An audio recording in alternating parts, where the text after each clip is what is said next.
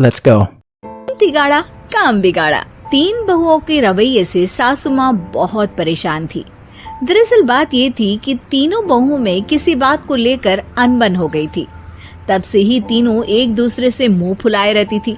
ना कोई सीधे मुंह किसी से बात करती, ना किसी का कहना मानती। पड़ोसी भी इस बात को जानते थे और जाने कैसे कैसे बातें भी करते। इसीलिए सासू माँ ने तीनों बहुओं को तुरंत अपने कमरे में बुलाया। मैं कई दिनों से देख रही हूँ, तुम तीनों अलग अलग सारे काम कर रही हो। ये सब नहीं चलेगा, तीनों को मिलकर ही काम करना पड़ेगा। सास की बात सुनकर एकदम से बड़ी बहू बोल उठती है। नहीं मम्मी जी, मैं इन दोनों के साथ कुछ नहीं कर सकती। मैं इस घर की बड़ी बहू हूँ, फिर भी ये मेरा कहना बिल्कुल भी नहीं मानती। अरे जेठानी जी, जानबूझकर मुझे डबल काम करवाती है आप। और छोटी मुझसे टेढ़े मुंह ही बात करती है। इन दोनों के बीच हमेशा सैंडविच बन जाती है मेरी, और मैं हमेशा आलू की तरह बीच में मसली जाती हूँ।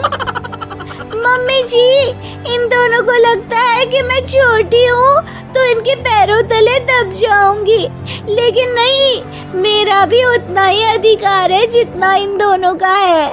बड़ी आई दोनों मेरी चुगली करने के लिए, मुझे क्या कम समझ रखा है। तीनों बहू एक दूसरे से बहस करने लगती है और सास दोबारा ये देखकर टेंशन में आ जाती है और सबसे कहती है, चुप हो जाओ, अब से तुम तीनों सारे काम एक साथ करोगी। आंख बंद करके एक दूसरे की बात सुनोगी। तुम तीनों इस बात को गांठ बांध लो, वरना अगली छुट्टियों में तुम्हारा अपना मायके जाना कैंसिल। सास की बातें सुनकर डर के मारे तीनों हामी भर देती हैं। जी मम्मी जी, मैं समझ गई। हाँ मम्मी जी, जैसा आप कहें। आप जो कहेंगी मैं वही करूंगी।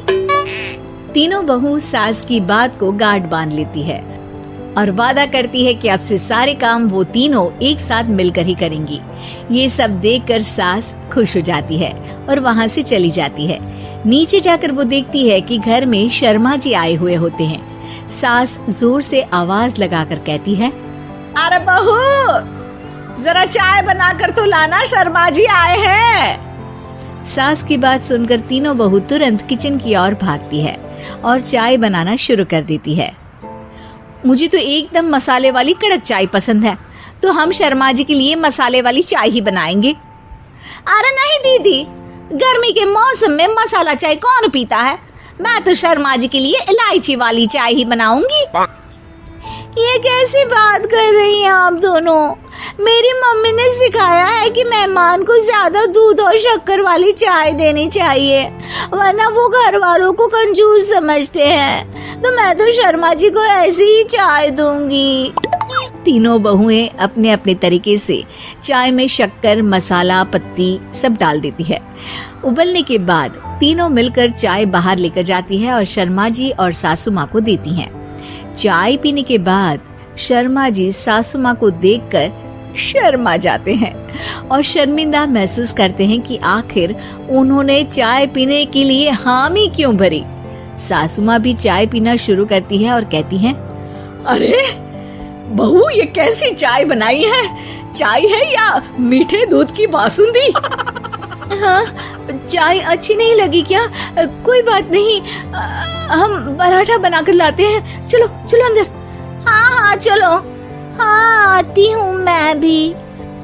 नहीं नहीं, मेरा पेट चाय ने ही चौपट कर दिया, वही काफी है। पराठे से पोपट नहीं करवाना, मैं तो चलता हूँ।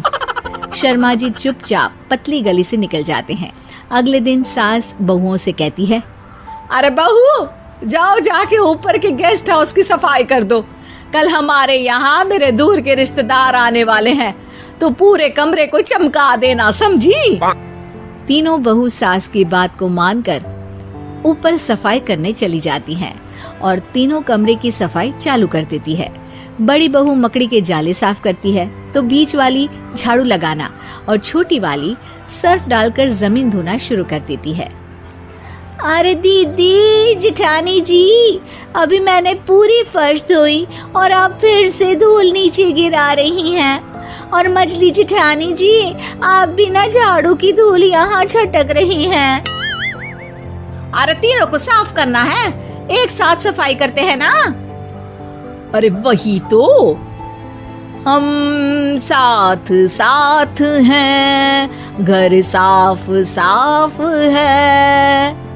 तीनों बहू ऐसे ही काम में उलझ जाती है और 2 घंटे तक एक ही कमरे की सफाई करती रहती है।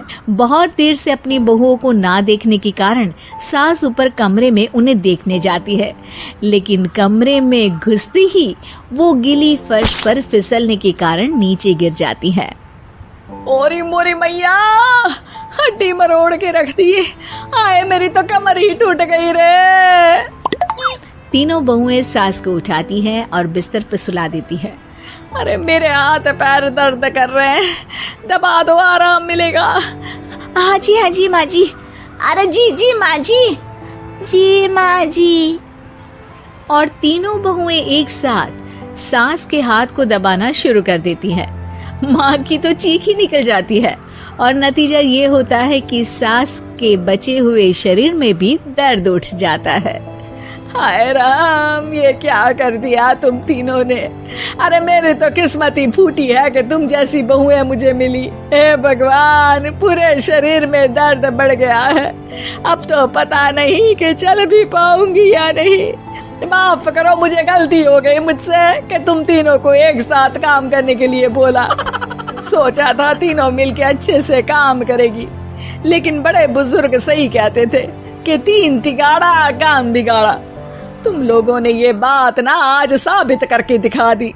तुम तीनों को तो समझाना यानी मानो भैंस के आगे बीन बजाना है। तुम्हें अकेले अकेले काम करना है ना, तो अब से तुम अकेले ही अपना अपना काम करो। तीनों बहुएं वहाँ से जाने लगती है। अरे कहाँ जा रही हो?